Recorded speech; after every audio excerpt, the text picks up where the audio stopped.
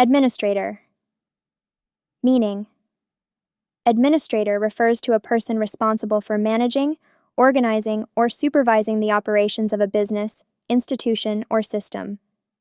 Definition: administrator is a noun that denotes someone who ensures that processes and activities run smoothly within an organization. Examples in sentences. 1. The school administrator handled all the scheduling and logistics for the new term. Here, administrator refers to the person managing the school's operations. 2. As an administrator, Sophia ensures that the office operates efficiently and meets its goals. In this sentence, administrator refers to someone overseeing office functions. Usage: administrator is commonly used to describe roles in organizations, such as schools, companies, or governmental bodies, where managing systems is crucial.